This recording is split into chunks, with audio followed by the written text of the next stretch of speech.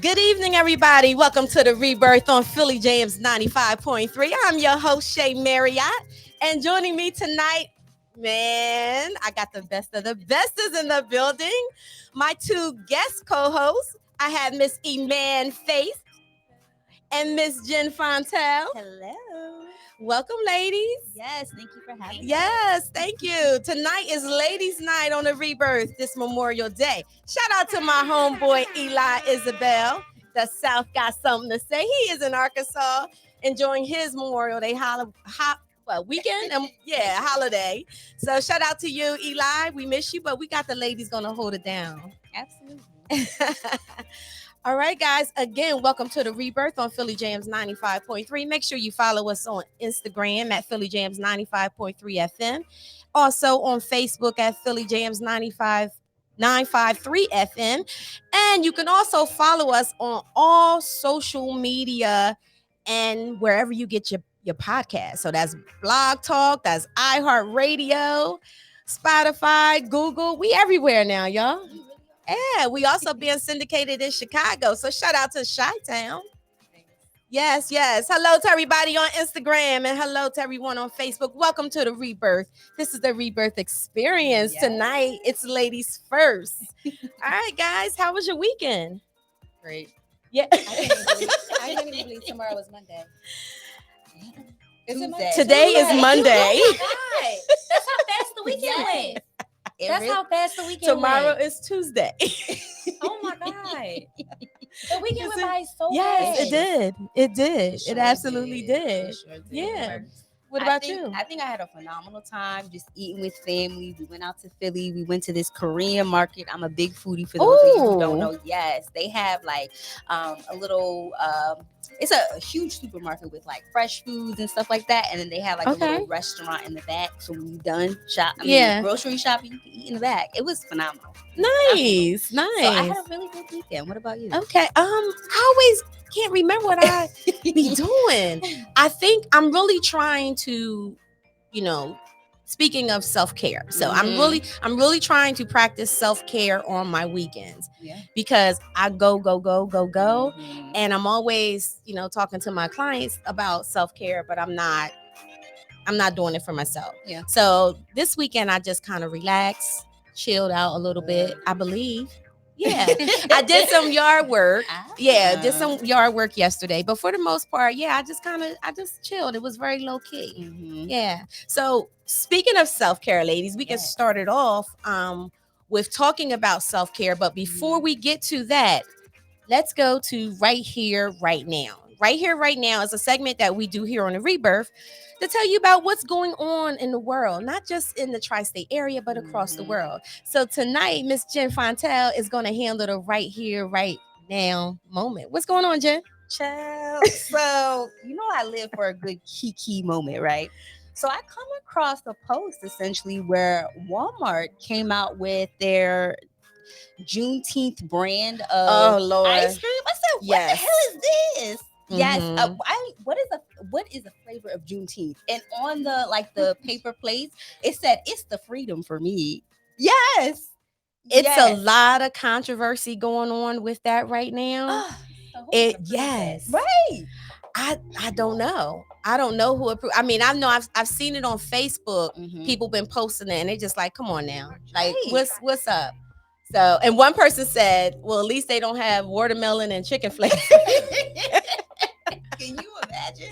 That's crazy. The flavor I was looking, it was like red velvet, cream cheese. I mean, I don't know how I feel about that. Like, it just kind of feels like a mockery or a joke. Mm-hmm. So what is it about it that you didn't like? I feel like it's just very insensitive. Like, for me, it feels like profiting off of, our pain and not really having a firm grasp or understanding of what Juneteenth actually is. Mm-hmm. I think some businesses piggyback off of, making money off of like our stories. You know what I mean? And I don't know, it doesn't feel like a true, genuine interest in caring to the things that we've experienced. Right. So for me, it feels like a joke. Right. Okay. Definitely. What about you? Have you seen it? I haven't seen it, but it's just like, what's the purpose? Right. Like, where are the profits going? Like, Mhm. what was the purpose of it? Right. So Yeah. I saw another comment too. It was saying, well, it's interesting that they did this for Juneteenth Day, but what about Martin Luther King Day? You know, Come on because now. that was, you know, so yeah, I'm curious to know, guys, what do you think about the Walmart brand of ice cream that they released, supposed to be in honor of Juneteenth Day? Right. And what did you say? It said something about freedom? Yeah, it said on one of the packages, it's the freedom for me. It's the freedom Like, for what? me. Chime in, guys, on Instagram or Facebook. Let me know what your thoughts are. Have you seen it? Have you seen It's it? ghetto, y'all. Yeah, that's a little crazy. All right, so that was right here, right now? Yes, right here, right now. Okay. Well, back in February, February is Black History Month, and we were coming to you every week with, you know, a little bit of information that you may or may have not known about Black history. But I decided that it should be celebrated every day, every month. So we're continuing to do the Black history. So, of course, today is Memorial Day, and Memorial Day is honoring, you know, the servicemen and women that, you know, has fought for our country, have lost their lives, and this is the day that, you know, we honor them and say thank you for your service. So one of the things that I didn't realize, the overlooked Black history of Memorial Day. So let me tell you what I found, guys. Okay. All right. So Memorial Day honors, of course, veterans of all wars, but its roots are in America's deadliest conflict, which is the Civil War. Approximately 620,000 soldiers died, and 2/3 of those soldiers were from disease. The work of honoring the dead began right away all over the country, and several American towns claim the birthplace of Memorial Day. Researchers have traced the earliest annual I can't even get the word out. Commemoration? Did I say that right? Commemoration. Commemoration, yeah. Commemoration to women who laid flowers on soldiers' graves in the Civil War hospital town of Columbus. So this is really interesting. Okay. So it goes on further saying, according to Blight, which he was an author of a book called Race and Reunion, the Civil War in American Memory, that word again, commemoration. Listen, I have no shame when I can't pronounce a word right.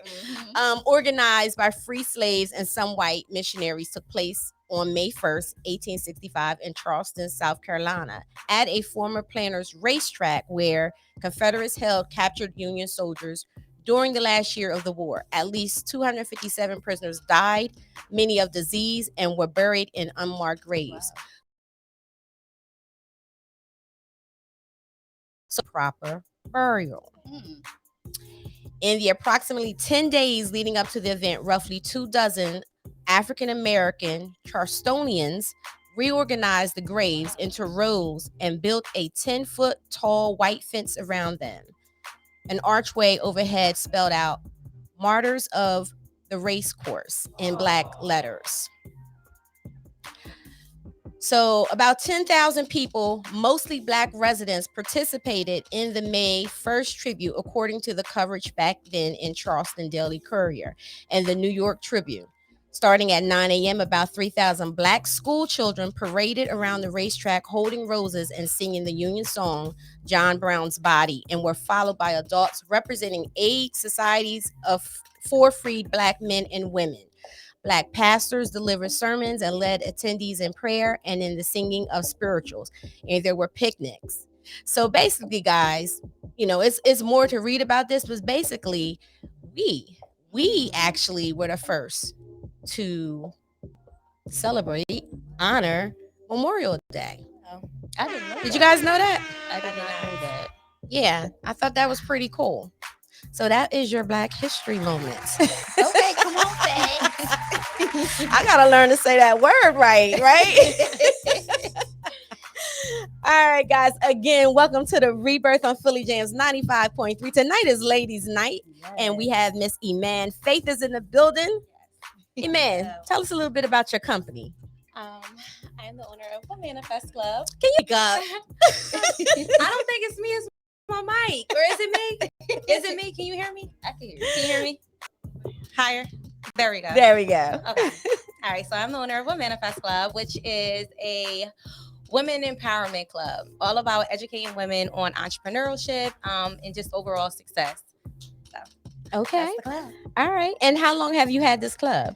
2 years now. 2 Going on years. 2 years now. Yep, it's pretty fresh. It's the baby. Yes. Yep, but it's growing really quick. So. Congratulations. Thank you. Yes. Absolutely. Thank you. All right, so we're going to kick it off and we're going to talk about self-care. Okay. So you're running this business and you're also a Nurse. I'm a registered nurse. I'm a mom, wife, and everything else. I didn't know you was a wife. Yes. Oh, see, I learned something new. I didn't know you was a wife. Okay. So speaking of that, speaking of that, ladies, we wear so many hats, right?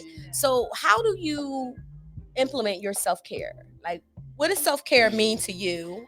We'll start with you, Iman, and then we'll come to you, Jen. Yeah, definitely. What does self-care mean to you, and how do you implement it? Honestly, for self-care, to me, it means just doing nothing, just finding time to do absolutely nothing, because I'm always so busy. I always have so much to do, and it's crazy because I talk a lot about it.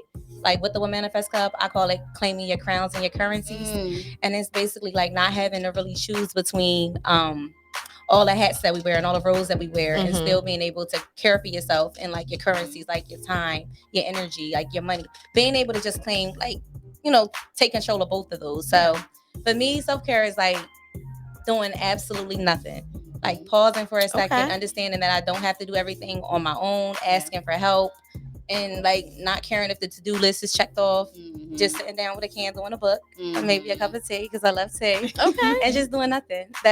That's enough for me. That's enough for me. All right. That's awesome. What about you? When I think of self-care, I think of the analogy I think of is like putting fuel in your tank. You can't run, the car can't run if it don't have any fuel in it. And for me, it's doing things that I actually really enjoy, whether it's listening to podcasts like the Rebirth, or, having a favorite meal or meditating. And without doing those things, I feel like I can't function at my best. You know what I mean?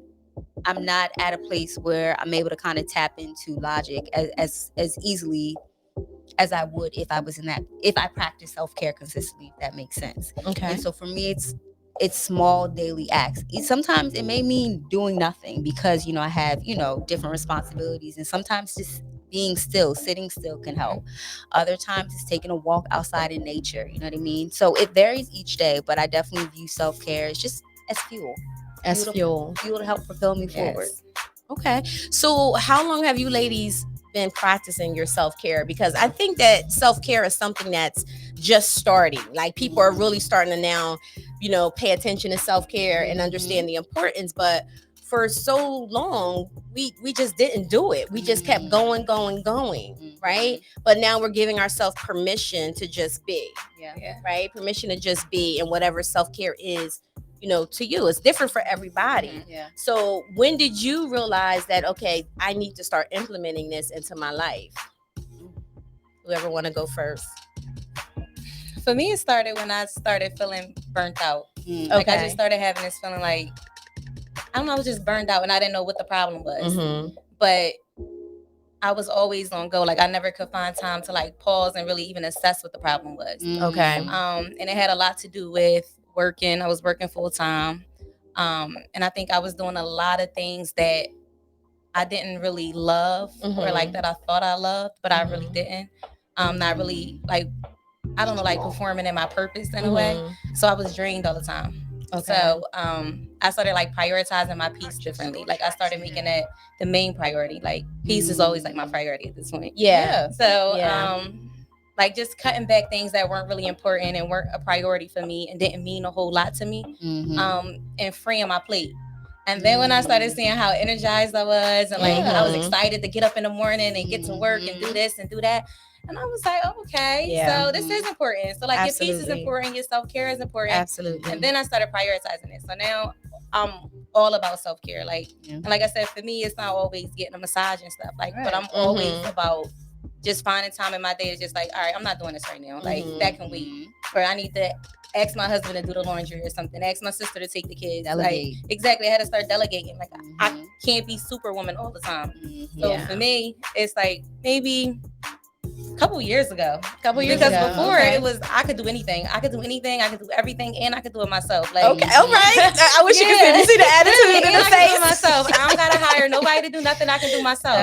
Now I'm like, no, I'm gonna hire you to do what you good at, so I can focus on what I'm good at. Right. And then so I'm learning, and you're actually teaching me that. You know, I am learning that. Yeah. What about for you? When did it start for you? I can't pinpoint a specific time, but I would say a series of circumstances. More specifically, I was experiencing a lot of health issues, and I was hospitalized twice, you know, within the last 2 years around the same time frame.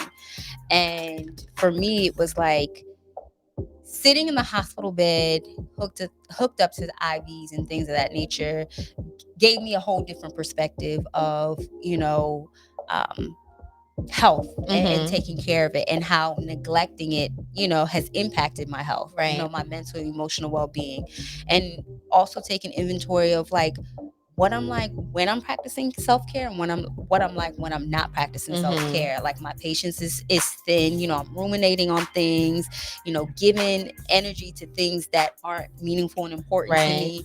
And for me, after experiencing those health issues and still working through them, you know what I mean, it kind of jolted me, okay, we need to do something different, you know what I mean? You know, if you want to be able to accomplish X, Y, and Z, like we need to start prioritizing our health, you know, saying no more, you know what I mean, setting boundaries with people, with family members, with friends, you know what I mean? And so for me, those experiences, as traumatizing as they were, it definitely helped to shift my perspective and okay, we need to make this a consistent thing. You know what I mean? So for me, that's how self-care has evolved. And I'd also like to say, like, I feel like, I don't know if I would say there was one sudden time frame of when I've started practicing self-care. I feel like I've always been practicing self-care, but like as of lately, I've put more, we're able to kind of put a name to it, if that makes sense. You know what I mean? Over the years. And I've been able to do it a lot more consistently, you know, after these health issues. And the interesting thing is, I think, yes, we put a positive name to it, where I think when people would do this, instead of people understanding it's self-care, they will look at it as you're being selfish with your time, right? Oh, you're just being selfish. You're, you know, I look at it as being self-full, you know, being self-full. Yes, like that. So for me, self-care started, I'm going to say probably about 10 years ago when I think about it. Of course, I was going through a very hard time in my life during that time. And I realized that I could not, in the place that I was in, I could not allow anything negative, toxic to even enter into my spirit, right? And that meant I couldn't watch anything negative on TV. I couldn't listen to certain music. I was just really protecting, you know, the little bit of peace that I was working on, right? That I was trying to create within myself. So I will only listen to things that inspired me. I will only watch things that inspired me. Certain relationships that I just kind of closed off. I didn't talk to certain people because I was the person that person will always talk to you know, to get help. And I just I couldn't even give of myself in that way. Now, of course, yes, I'm a therapist, so I'm doing that for work every day. So I was able to do that. But once I got home, I had to learn how to shut everything down, you know? So I would say that started for me about 10 years ago, and that's the form that it started in. But then I went into the massages, and I do enjoy getting massage. That is my thing. So I was very dedicated about getting my massages. Tasha, you want the sound effects. But I just realized now that I'm requiring something different, that the massages no longer are doing it for me. So I need something different.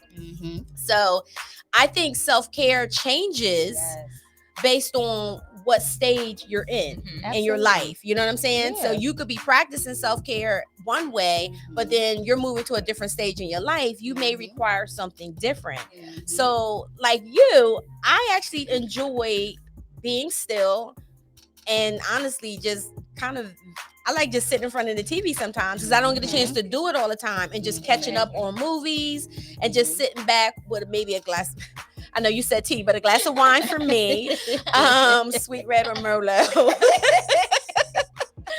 and just relaxing and just enjoying my time. Self-care for me is also being able to say no. Because like I said earlier, when you're saying no to other people, you're saying yes to yourself. I love that. And that's so important. I talk about that in my book. When you're saying no to someone, we always say, oh no, I'm sorry. Don't be sorry about it. Just no, I'm not going to be able to do it. But when you say no to someone else, you're saying yes to yourself. And we deserve that. We deserve to say yes to ourselves. Absolutely. Especially if we're people that are always taking care of everybody else. Right? We're always taking care of everybody else. We're change agents, Yes. So, one of the questions that I had was, who is helping the helpers? Who's helping the helpers? And I've talked about this the last couple of shows, where within the last, I would say 3 months now, I know of at least 3 people that are in my field that have committed suicide. Yeah. And the family or friends, if you hear them talk about it, they all said they did not see it coming. They did not know. They had no idea, right? But these are people that are in the same field or helping. They're change agents. But who is helping those people? Who is helping us? So I think it's very important that we definitely want to promote self-care. If it doesn't have, your self-care regimen does not have to look like ours. It could be something different. I don't know, some people sit down and they like to write, and for them that's therapeutic.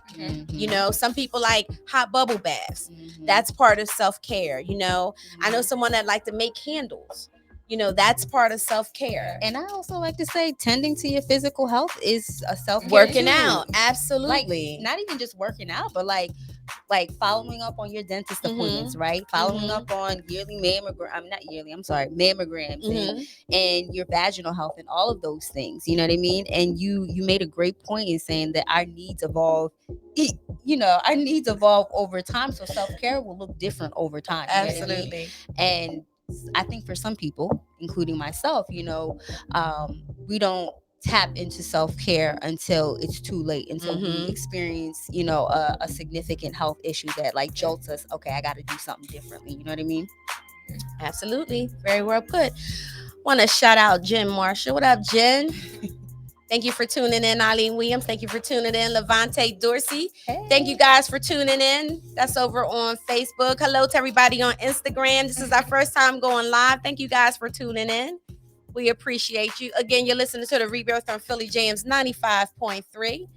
All right, ladies, so we're going to continue on with our topics.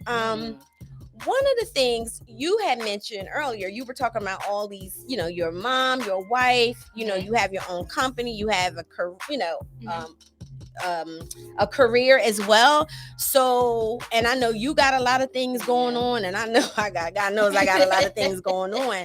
So let's talk a little bit about work life and, balancing, and also mentoring, because I think it's important to be able to give back and mentor others as well. But I have one question. Hold up. Before I leave the self-care, okay, do you think, because I have some men that watch us and follow us, guys, self-care is for you as well. This is not a woman's thing. Self-care is important for everybody. So men, please take care of yourself. Take care of your emotional health. Take care of your mental health. You guys are really good with taking care of your physical health. Some of you are, right? Some of you are. But you got to also make sure you're taking care of your emotional health and your mental health. It's okay. It's okay to get therapy. It's okay to have a therapist. It's okay to, join some type of groups that there's other men and, you guys are forming a bond and you're able to talk. It's okay to go get a manicure and pedicure. It's okay. It's okay to, some manscape, it's okay to do all of those things. Whatever is good, but it's about making sure that you're feeling good mentally, emotionally, physically, spiritually. All right. So self-care is not just a woman's thing, it's a human thing. Right. It's a human thing. All right. And can I say something? Because I sure can. For so long, like hustling was like idolized, like always being busy, no days off, no sleep, no nothing, like 3-4 jobs, like I think for so long that was idolized, that now that self-care is like a thing. It's kind of like damn, like I was doing all that for, like, not doing all that for nothing, but that wasn't the thing. So now I think even when it comes to like men and women, self-care looks so different for us, because as men, like, they're the provider, and they're looked at as like the head of the household, like so I think for them, I don't think that I'm not saying that they would feel more guilty about self-care, but I know, like, for my husband, like when he's like relaxed, like if he's chilling and relaxing, I feel like he feels bad. Like he always has to be doing something. I'm like, just sit down for a second, like calm down.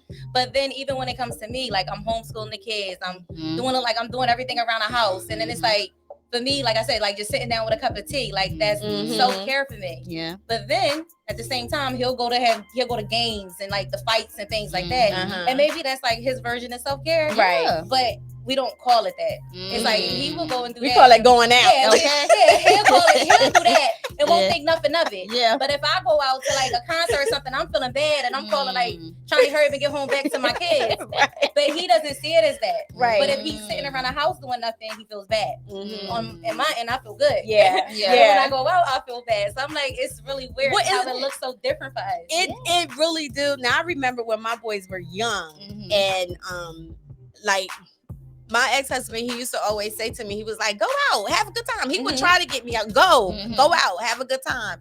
But I just didn't want to. And if I did, I'm constantly calling. Is the boys okay? How's it? You know what I'm saying? And I felt guilty as a mom. Yeah. I felt guilty. Like, I shouldn't be out in these streets. I should be home with my. Not even out in the streets. Right. Exactly. I'm with the grandma's house, and I'm talking about I'm out in the streets, right? So,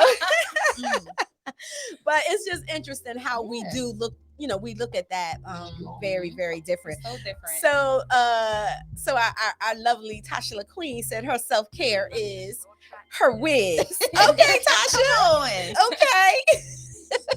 You like to change them up every now and again. When you change your wigs up, does your personality change with them? Okay. All right. So who are we tonight? You don't know yet? Okay. Hi, Miss Barbara. Shout out to you, Miss Barbara. Thank you so much for tuning into the Rebirth. All right, so we were going on to the next topic, was how do we balance these things? Not just as women, but I want to speak to the men as well. How do we balance, work life, those of us that are doing mentorship and our own careers, and if we have our own business, if we're moms, if we're dads, family members that we may have to tend to. How do we do this? I think the word that comes up for me is learning to approach conversation tasks with intention. You know what I mean? Say that again for the people in the back.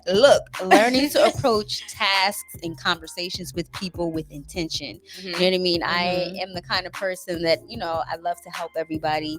And I found myself being drained by having specific conversations with certain people. And I had to kind of take a reflective moment and kind of think, what's the purpose of this conversation? Is this better suited for an email or a quick message chat? And I found when I approached conversations with much more intention, tasks that I could delegate, tasks that I could just put on the bottom of my to-do list, that it definitely helped me to kind of be more consistent in setting and enforcing boundaries, but also having more or work on having that work-life balance. Okay. What about you, ladies? For me, it's more about knowing my resources, like knowing who I have to lean on and who I have like to help me. Sorry, I'm just turning your mic a little bit because it's covering your beautiful face. Oh, sorry. There you go. So yeah, like just list my resources. Because I think for a while I didn't like to ask for help. And when you don't ask for help, you'll never find balance. Why? Why didn't you like to ask for help? Let's talk about that. I didn't like to ask for help because, for one, I didn't want to burden anyone. I felt like if I didn't want to do it, who else would want to do it? I felt like certain responsibilities were on me, and I felt like a lot was on me. And it's crazy because recently I did a little self-reflection day. I was journaling. Sometimes I just journal and I just like let my hand go, just write whatever I write, and then I'll go back and read it when I'm in a different space. And what I was looking at was some of the reasons, like, I feel like I have to overgive in order to be worthy of certain things. So like even in my business, if I have like a workshop or something, I feel like I always have to over deliver in order to feel like people were worthy. Like in order to feel like I was worthy of receiving people's money. I feel like I always had to over deliver. And I think that kind of went back into, I don't know if it's like things from like childhood or whatever that kind of made me feel like I had to always be like, people needed to need me, or I needed to be needed in order to be like, to be present or to take up space. So when I got older, I never liked to ask for help because I felt like I always needed people to need me for a reason in order for me to be of value. So that's something that I had to like learn as I got older. Like, no, like, you worthy exactly as you are. You can ask for help. Right. People can extend their hand. You don't always have to be the one that everyone needs in order to be there. That type of thing. That's good. I'm curious because how did you work on that mindset so that you were able to ask other people for help and tap into your resources? I started to get burned out. I was just tired. And then when I got burned out, I wasn't of help to myself. I wasn't of help to anyone. I was always frustrated. I always had like an attitude. So I was just in a bad space. And I'm like, all right, I got to fix this. So I like made a list of like my different resources, like my sisters, my mom, like all these people that I could have asked for help. And when I went to them, they were like excited to help me because they're like, you never asked for anything. And my mom is always like, I'm always here. Like, you can help. I can help you with this. I can help you with that. But I never wanted to ask. So when I finally started asking and I got like a good response, and I was like, look, it didn't take anything from me.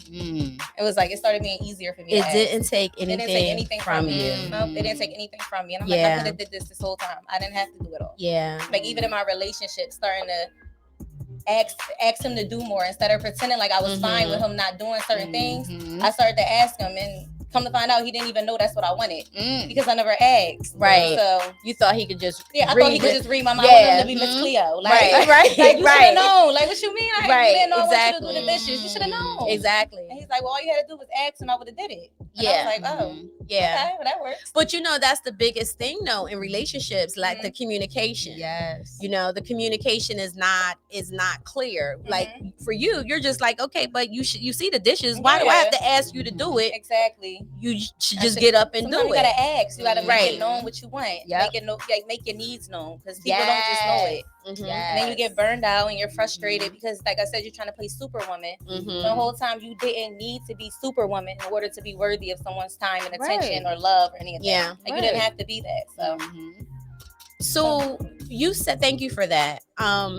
You said that you think it's coming from something in your childhood, right? I think it's coming from something in all of our childhood. It's Black women, period. Because I do think that we are pretty much raised or feel like we have to do it all because our ancestors before us did it all, and before them they did it all. You know what I'm saying? And becomes like a generational thing. You know, I have to do everything, and if I don't, then that means I'm not a strong Black woman. Strong Black woman, right? Exactly. Which we talked about this before, how that kind of, I cringe sometimes when somebody say, oh, you're such a strong Black woman, because it's just like, okay, well, you know, I know you're saying it as a compliment, but why do that always have to be connected to a Black woman?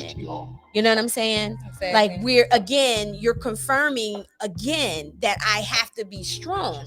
What if I don't want to be strong, right? What if I don't want to carry this by myself? And what is strong? And what is strong? What does that mean? You know? So, so how do you feel about that when someone say you're a strong Black woman? I know it comes from a well-intentioned place, but I think that, well, at least the way that I perceive it, there's a lot of expectations to, you know, do it all, to know it all, to, you know, have all of these things and be able to kind of juggle all of these things so seamlessly and then be happy while you're doing it. You know what I mean? And it's tough. It's definitely tough in my perspective. it's a lot. It's a lot to carry. Yes. It's a lot to carry. I even look at the women in my family, like my grandma and like my mom, and they were all strong Black women. Mm-hmm. Like they were able to do it all, handle it all. Mm-hmm. That was them. Mm-hmm. And they didn't really let us see them when they retired. Mm-hmm. You ever see that picture? It's a painting, and it's like this Black woman. She's on the side of the bed, and she's kind of like slumped over on the side of the bed. Mm-hmm. Like I didn't understand that picture until I got older. And then like those mornings or those nights when you just feel exhausted and you just on the side of the bed, like, and I'm like, oh my God, that's that picture. Like that's that picture. It was in my grandma's bathroom when I was young, and I used to see it all the time, and I never understood it until I got older. Wow. And then I think that ties back to what you were talking about with self-care. Like sometimes self-care is being strong, like learning to say no. I don't have to do it all. Mm-hmm. So like that right there can make you a strong Black woman. That's strength in itself. Yeah. So it takes definitely a lot of intention and courage to be able to like say no. Mm-hmm. You know what I mean? And tap into the resources that you have who are willing to help. You know what I mean? That in of itself can be emotionally exhausting. And too, like, I feel like without tapping into your resources or expressing your needs and things, like a lot of resentment builds up. Mm-hmm. You know what I mean? Because for me personally, I wish someone would help me. I wish they would read my mind and know, like, come on, I mean, I need help with doing X, Y, and Z. And for me, it builds up a lot of negative emotion. Mm-hmm. You know what I mean? It's draining. Yes. It's very draining. So I have to say, and this is a segue into the next topic. I know you got some things that you want to talk about, so please feel free. Yeah. When you were saying it's important to make sure that, all right, I'm sorry, can't hear the audio on IG Live. All right, I'm not sure what's going on IG. Okay, we'll try to figure this out. Anyway, I'm gonna keep going, guys. Let me know if you can hear us out there on IG. I apologize. So when you were saying that you can't, like, so far as asking for help and stuff like that, when you first came here, so Iman has a book that she wrote, and we had a conversation about how that was something that I wanted to do. And I did not really know what the first step was, what to do, any of that. And I tapped into her. I tapped into her. And let me tell you, her guidance and her help. And I mean, when I tell you she was like there every step. Her guidance and her help, I knocked that book out and released within 3 weeks. Yes, you did. You know what I'm saying? Thank you. I'm so proud of you. Thank you. So, it's just like, I mean, but if I would have not opened my mouth and say I need help, I would have still been here with a thought. Mm-hmm. Just with a thought, and not realizing that, I have somebody right here that has done it, that I can tap into, and get the help that I need. Yeah. Mm-hmm. You know what I'm saying? So I appreciate that. I really do. And you never know who you have in your corner or things that they may be working on that they may be able to assist you with. You know what I mean? Like, you really don't know unless you ask. Absolutely. The network is everything, and that's not just network is everything. Right. It's important. The network is everything.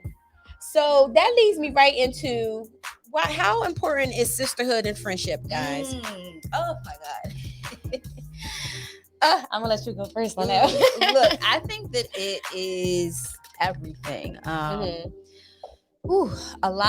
feel like where I've been able to land today in my career, in my relationships, the growth that I've experienced is because of a huge part of my sisterhood and relationships, that I've cultivated and wonderful women like Shea that I've met. You know what I mean? Oh, yes, like for real. And I think that one of the things that, I don't know if have you guys watched Issa Rae's Insecure. Yes. That's what I think of when I think of friendships. And I say that because I think a lot of times we think of the IG version of friendships where we're going out to brunch. Right. And, we're walking down each other's weddings. And we don't really have, or we don't see the picture, the IG reels of the hard conversations that we have to have as friends. Just being intentional about checking in on your friends, spending time with them outside of your own intimate relationships. You know what I mean?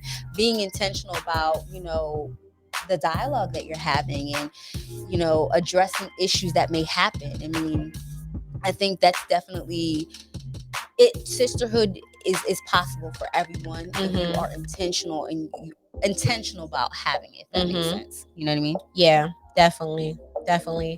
What about for you? Sisterhood is everything. Yes. It's so much synergy in it. It helps like you that word, to synergy. it's so much synergy in it. It helps you to be greater than you could be individually and by yourself. Yep. It's like it adds those extra pieces of the puzzle that would have been missing because you can lean on each other's strengths and you have people who are strong in the areas that you're weak in. Yep. So sisterhood is everything. You really, I know for me, I really need that. And honestly, when it comes to friendship, I kind of see it as one and the same. Well, no, I guess if you have guy friends, but I don't really have a lot of guy friends. So for me, it's one and the same. And then even my real life, my sisters, my blood sisters, half of the things that I've accomplished in life, I couldn't have done it without them by my side. And I'm pretty sure it's the same for them because we call on each other, we lean on each other. It's certain things that you can only talk to them about. It's therapeutic. It's everything. Yeah. That's one of the reasons why I created my club. Yeah, to give those resources for people to lean on and those that guidance, and it's a lot. It's magical. You know what I found, just with with my generation and kind of meeting friendships and developing friendships. Well, both of y'all are the same. Look, here we go with this generation stuff. Y'all are both in the same generation. Okay, I'm the only one that's a little bit older here. A little bit, just a tad bit. But not a lot of women my age are interested in generating friendships at all. Or their priorities are different. It makes me think of a video that I saw on, I think it was TikTok or Instagram, where the girl basically said she needs some more baddie friends, not some more intelligent friends, not some more, emotionally intelligent or wise or whatever the case. I need some more. They need to look good. That was her criteria for her friendships. You know what I mean? And if that works for her, that works for her. But finding women who are very like-minded or not even like-minded necessarily, but are interested in cultivating friendships outside of the ones that they've grown. I think people become so jaded, with their own intimate relationships. They're no new friends. You know what I mean? Right. And it's hard to find genuine women who have similar priorities and are interested in let's build a friendship. You know what I mean? Yeah. I find that hard. I mean, can you relate to that? I can. I think so many women want to be in competition. Yep.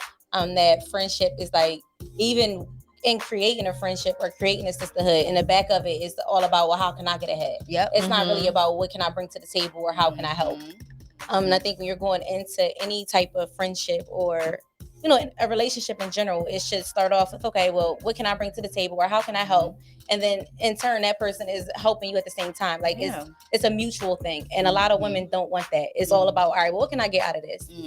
But, that's evident from the beginning. So I feel everybody's not for you. Everybody isn't for me. Right. And everybody isn't going to like me. And everybody doesn't have to like me. Right. You're just not for me. And then when later on, when you're in a different space, maybe you might feel a little different and I might be more your speed or you might be more my speed. But I've come across a lot of women. I'm just no, we're not for each other. Yeah. This isn't for you. It could have been because of drama or just any type of thing.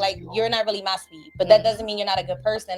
That's not taking anything from you. Right. It's just together we I don't know, what is it? The two positives, the two negatives, how they don't attract. It's that. We're just not. Or not wanting to say. Right. So, and you also have to realize too that everybody that come into your life is not meant to stay. No. You have to really understand, what is that person here to teach me? Because sometimes it's just, oh, this person is here to teach me a lesson, or show me how to do something, or help me, propel to the next level. And then it's time for them to go. And that's men and women, you know what I'm saying? But for me, my sisterhood, I have some amazing women in my circle, including you two ladies. I have some amazing women in my circle, seriously, and I'm so grateful to God for that, because it wasn't always that way. I was the woman that had a lot of male friends, because I just had bad experience with women. But that has changed over the years, and the only way that it changed was because my view, my perspective had to change on how I see women, how I see sisterhood, right? Just because somebody burnt me in the past doesn't mean all women are like that, right? I mean, it's no different than, women saying that there's no good Black men out there, right? Because they had a bad situation with one, now all Black men are cheaters.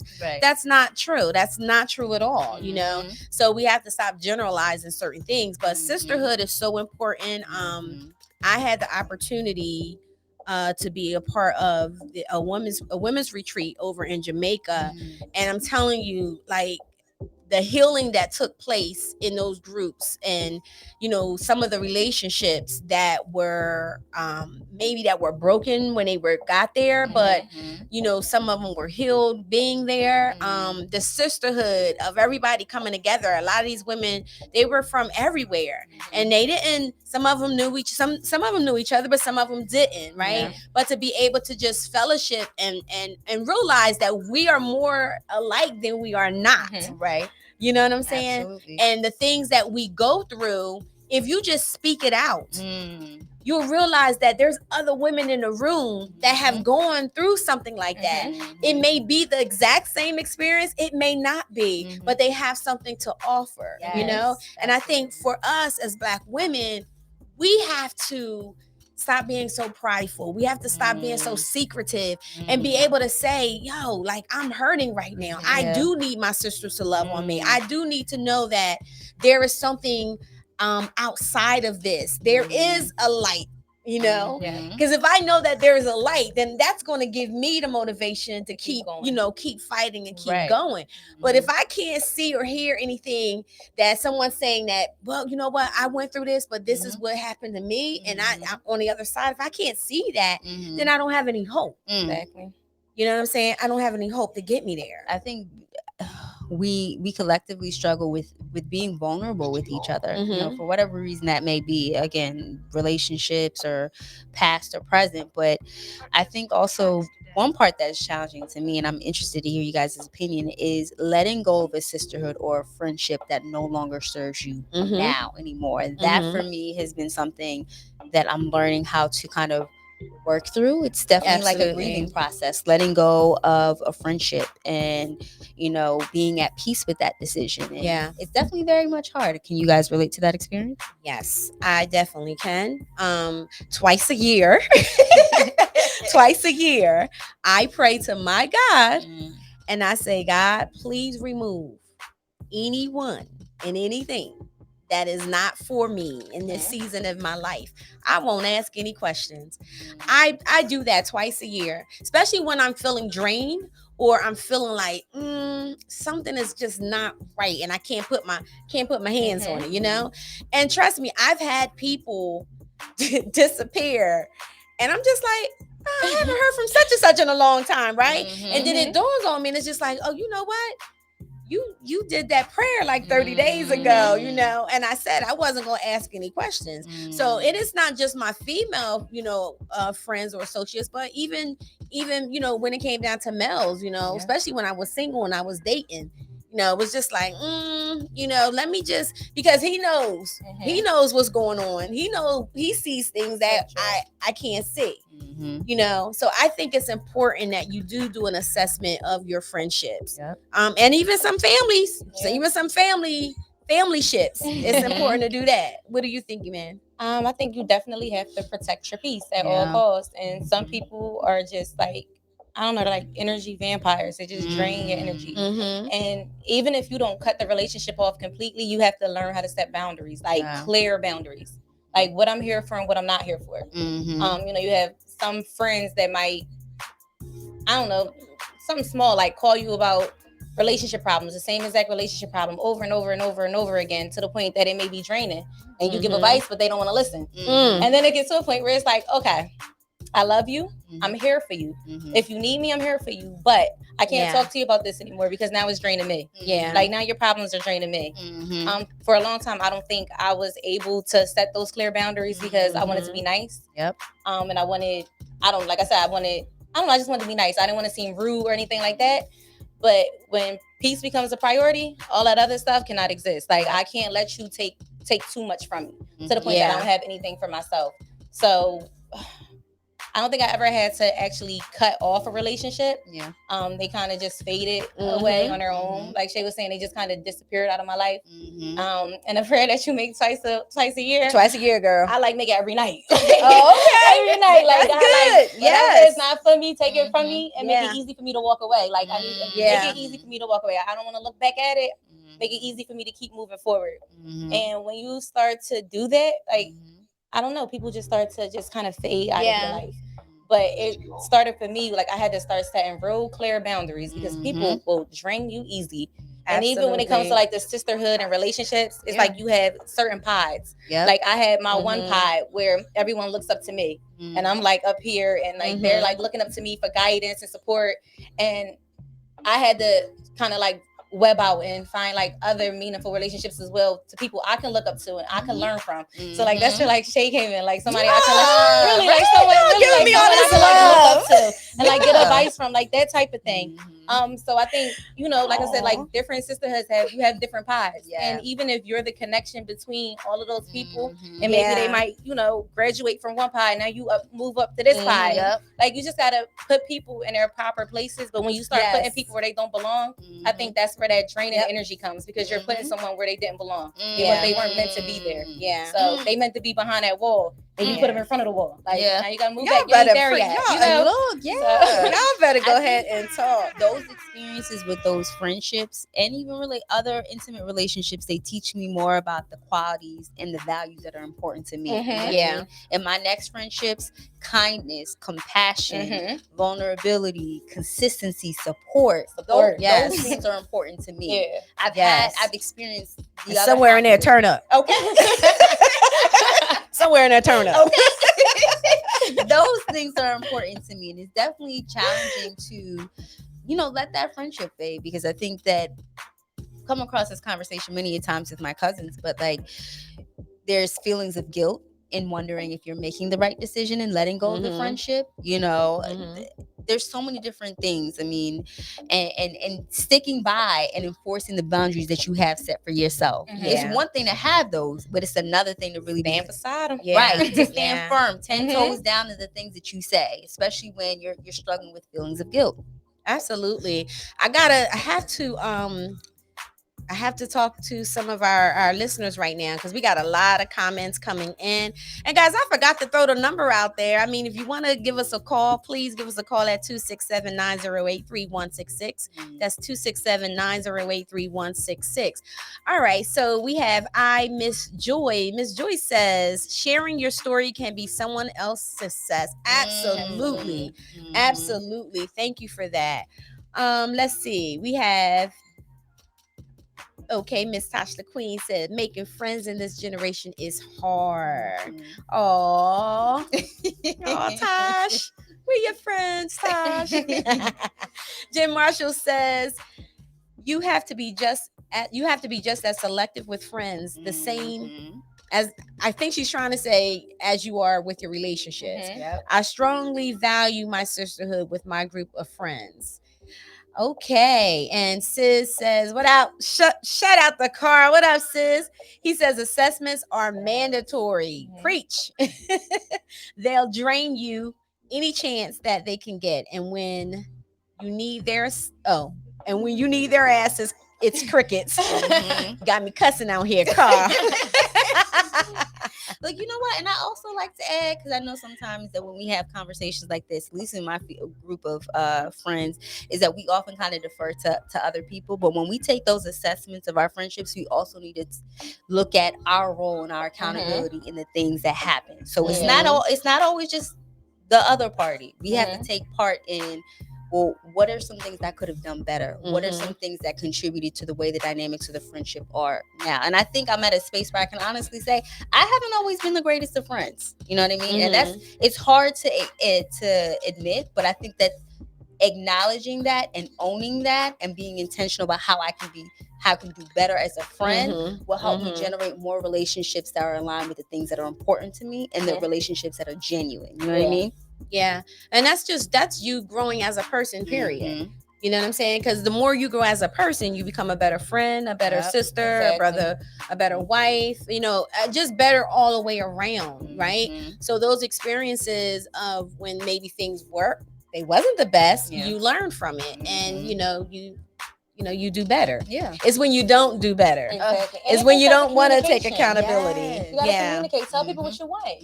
Like, you can't do better if you don't know that you're not. That you're not performing at your best. You gotta let me know. If it was something you wanted me to be there for and I wasn't there, talk to me. Let me know. I didn't know you, because maybe you ever hear people say, treat people the way that you want to be treated. It's like, no, treat people the way that they want to be treated. Because I might treat you the way that I want to be treated, and that might not be enough for you. So you need to tell me how you want to be treated. So good point. Yeah. Good point. I always say, remove the word expectation. When you place expectations on people, those are your expectations of them. If they don't share those same expectations, guess who's going to be disappointed? You are. You're going to be disappointed because they never had that expectation for themselves in the first place. So, all right, ladies, we are winding down, but I know this hour went quick. It really did. It went by quick. But I have to bring up, because we are in the world of social media. And social media can be good. Social media can be bad as well, right? So I just have a question for you ladies.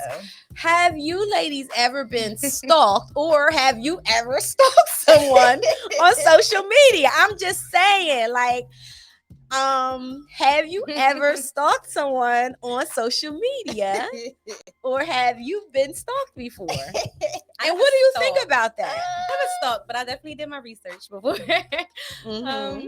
But I haven't stalked on social media. What would you consider stalking? Let me before I even put it out there, what would you consider stalking? How do you know someone is stalking? Because you frequently popping up, you're not following me, I barely know you. You have no reason to be here, but you're here and you're not contributing anything. You're just there. You're just watching. You're just watching. Right? Yeah, you're just watching. Like, I always feel like somebody's watching me. There you go. Wait, did you see that comment? It's an investigation, not stalking. Oh my God, it's a It's a difference, because some people you have a reason to be investigating, and it's like, why I'm here. Like, it's not no thing where, oh my God, you stalked me. Like, no, you know why I'm here. Like, let's not play this game. Like, I can easily say something to you, but I choose not to. Like, I choose not to engage in that. Like, why I'm here. And I have a reason to be here. But then there's certain people you have no, like, what is your whole point? Like, what is your aim? Like, what do you expect to get out of this? Now you're stalking because you have no reason. Like, you're not here to gain any. It's like, they just watching You're just watching me, and that was scary. Like, say hi or something. And I wouldn't even care if you followed me, because it's like, I'm not gonna block you. Like, I want you to see how good I'm doing. Like, you deserve to know, but. Sometimes it's investigation. And I have investigated people. I have investigated people. That's where my mind went. I investigated somebody. Who you been investigating? Look, let me tell you a quick snippet. It was so embarrassing. So it was a dude that I was. Wait a minute, no. It starts off with what had happened was, I was dating this dude. You know what I mean? Scrolling his Instagram, pictures is fine or whatever, and I'm like scrolling through his comments just to see who's up in his comments or whatever. And apparently, I accidentally liked one of those comments. And mind you, it was from like 187 days ago. Oh my God. And so he hit me up, and he was like, the next day, he was like, so you like my comment? I'm like, what are you talking about? Oh my God. And mind you, it didn't even dawn on me that he was like, yeah, I got a notification that you liked the comment from, I was like, and it was bad enough that I liked the comment from a girl that put her eyes under his, I was Lord. like, wow. This is giving Easter rain.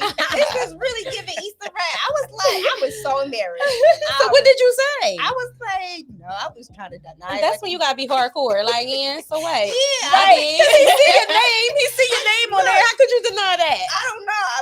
I just wanted to let you know that I saw. Okay. Like, You know, my eyes is already there. No, I was so embarrassed.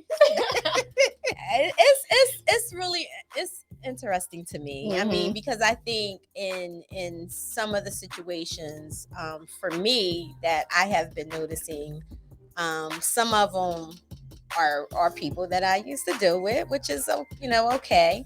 But there's there's people that I used to deal with that we are social media friends, and that's fine. I don't, that's not a problem. But I think the main thing for me is, I don't even know how to put this, but it's not even a male, it's a female, and I think that she just wants to know what's going on, what's happening with me or what's going on. But I see you, sis. I mean, it's okay. I do see you. I'm not understanding, but hopefully, you're getting something from this, and there is no hate there. There's nothing but love. I mean, if you knew me personally, who I am, you'll know that I'm a very kind-hearted person and everything.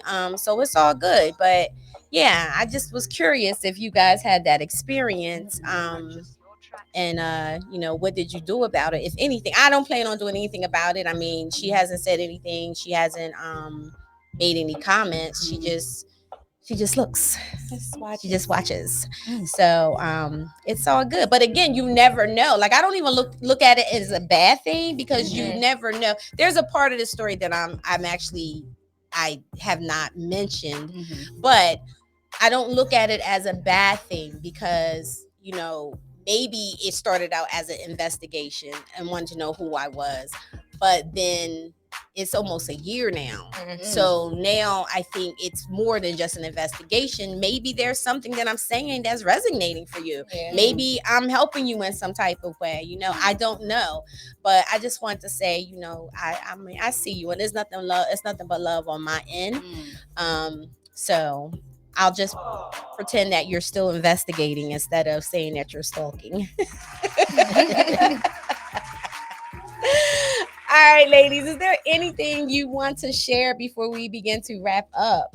As always, I think I always get my cup filled when we have conversations and dialogues about different topics and things. It definitely helps to fill my cup up. So thank you, ladies. I enjoy meeting you. Like, don't they look alike, y'all? They look like twins, guys. And they are not related, but now it's a new sisterhood that's being formed. So absolutely. Miss Joy, she says accountability is key. Boundaries were crossed because we allowed it. Then when we get drained, we get mad at them. Yes. Yep. But we need to go back to the source, which is us. Self-inventory. You hit that right on the money. Love it. Absolutely. Hey guys, those of you that's still on, that's watching, make sure, please go to Rebirth_radio and like it right now. Please. Go like it right now.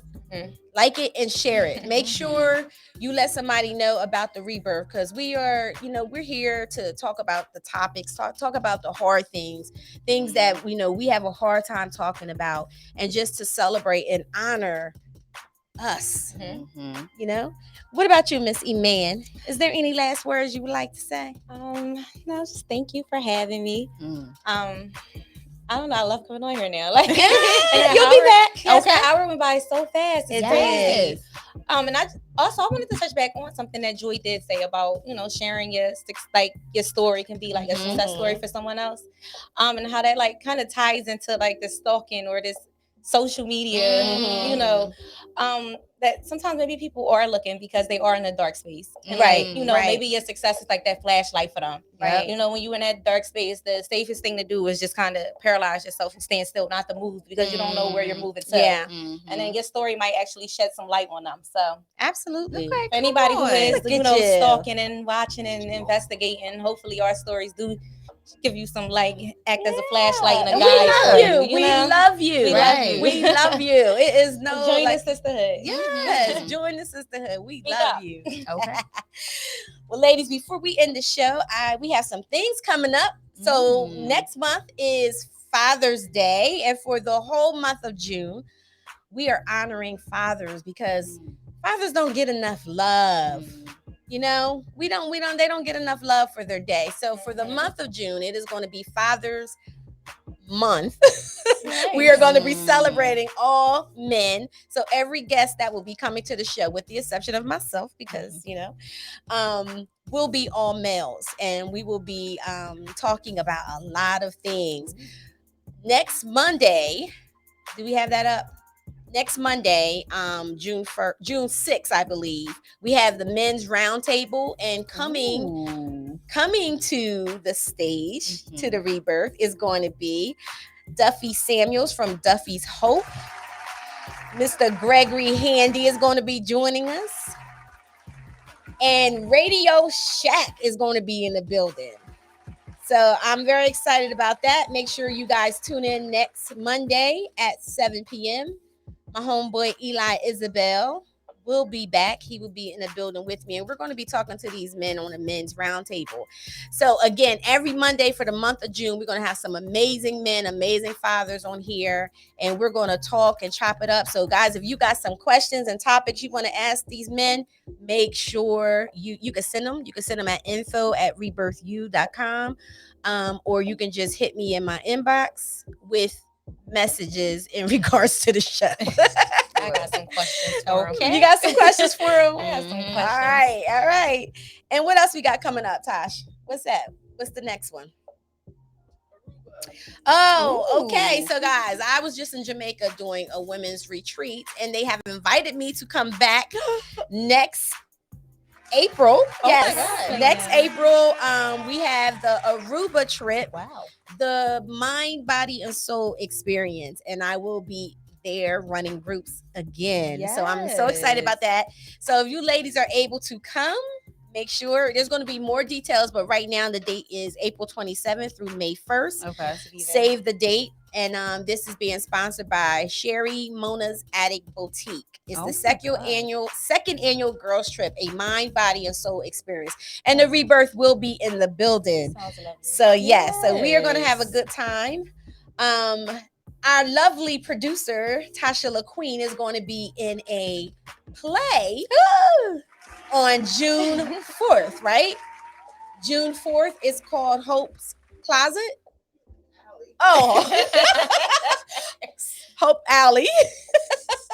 Hope Alley will be June 4th, starting at 5:30. And guys, it's free. It's free admission. So this will be happening in Wilmington, Delaware, behind 632 East 9th Street. Okay. So make sure, and we're saying it's behind East 9th Street because it's going to be outside. Oh, okay. Okay. So come support Tasha LaQueen, Hope's Alley, guys. She's gonna be performing and singing, so I can't wait to see. Go support the sister. Yes, and again, it's absolutely free. Did we get everything? Your book. Oh, how can I forget? How can I forget, guys?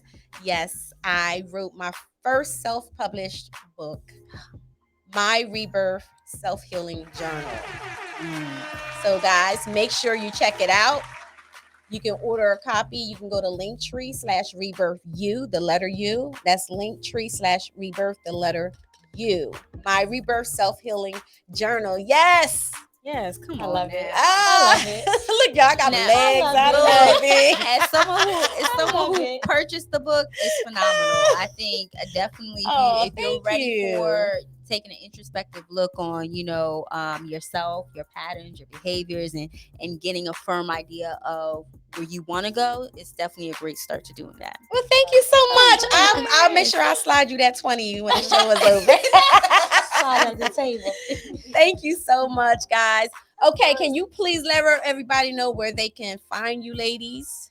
Whoever want to start. You can find me on Instagram at Womanifest Club. So that's WOMANIFEST Club. Womanifest Club. Guys, make sure you check her out. She's amazing. She has a lot of she has a lot of good material out there. I'm telling you, she is the truth. And wait a minute, you just won. I did. Please tell everybody what you just won. So I just won a Philadelphia Business Grammy startup. Oh my Startup by late though, but it was $10,000. Wow. Yeah. So that's big. That's awesome. That was so big for me. So I want to thank everybody who voted for my business. Like, y'all are amazing. Like, the support was crazy. Once again, like, it's that power and sisterhood, the synergy of sisterhood. Absolutely. So y'all were amazing. Thank you. Surround yourself with people who can see the vision. Yes. And what about you over here, Miss Maya Angelou? So right now, I just have Facebook. So it's Jenn Fontal, JENNFONTAL, Facebook. All right. Okay. Yes. All right, ladies. Thank you so much. This has been an amazing experience. Shout out to everybody on Instagram. Please, guys, come back and join us next Monday, same time, 7 p.m. Make sure you like and share. Shout out to everybody that joined us on Facebook, YouTube in Chicago. Thank you, everybody. We are here every Monday night at 7 p.m. The Rebirth on Philly Jams 95.3. Y'all have a good night. Bye. It's ladies' night. Oh my God. That went by so fast. Yes. Better follow me at Philly Jam 95.3 FM. Keep the rhymes right, yo. I just made this motherfucker up last night, and I'm the rookie on this all-star team. Me and Kim is getting cream like Thelma and Louise, but on chrome. Never leave that Brooklyn shit alone. So if you say it's on, then it's on. Bang this in your whips, pack 'em cold roadie with the chips in the wrist. Here's a French kiss.